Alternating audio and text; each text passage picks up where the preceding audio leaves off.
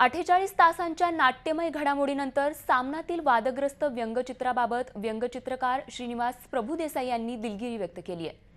शिवसेनेचे मुखपत्र सामनातूनच त्यांनी दिलगिरी व्यक्त केली आहे। कोणत्याही समाजाच्या भावना दुखावण्याचा माझा कधीच हेतू नव्हता, तरीही कुणाच्या भावना दुखावल्या असतील तर मी दिलगिरी व्यक्त करतो असं ते म्हणाले। वादग्रस्त व्यंगचित्राबाबत व्यंगचित्रकार श्रीनिवास प्रभुदेसाई यांनी सामनातूनच दिलगिरी व्यक्त केली आहे।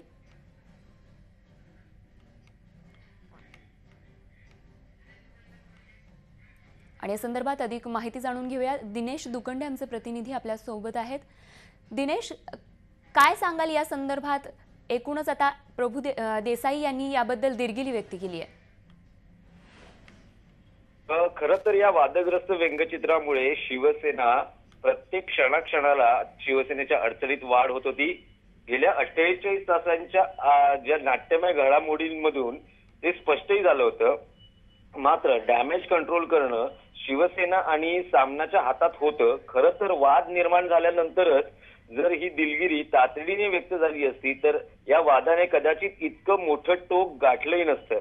मात्र आज काही पातळीवर पक्ष आणि मुखपत्राला श्रीनिवास प्रभुदेसाई यांच्या दिलगिरीच्या माध्यमातून माघार घ्यावी लागली आहे असंच दिसून येत आहे। पक्षाचे मराठा खासदार, आमदार आणि पदाधिकारी यांनी राजीनाम्याचे इशारे वजा धमक्या देण्यास सुरुवात केल्यानं पक्ष नेतृत्वाला हे प्रकरण वाटतं तितकं सोपं नाही याची कल्पना आली असावी आणि त्यातून किमान प्रभुदेसाई यांच्या दिलगिरीतून वादावर पडदा टाकण्याचा प्रयत्न केला जातो आहे। मात्र मराठा समाज आणि सामना विरोधात आंदोलन करणाऱ्यांना हा दिलगिरी वजा खुलासा मान्य होतो का? आता पुढील या दिवसभरात ज्या घडामोडींमधून हे सर्व स्पष्ट होईल। मुखपत्रातील श्रीनिवास प्रभुदेसाई यांच्या दिलगिरी वजा खुलाशावर आता हळूहळू काय प्रतिक्रिया उमटतात याकडे लक्ष ठेवून राहावं लागणार आहे। झी 24 तास रहा एक पाऊल पुढे।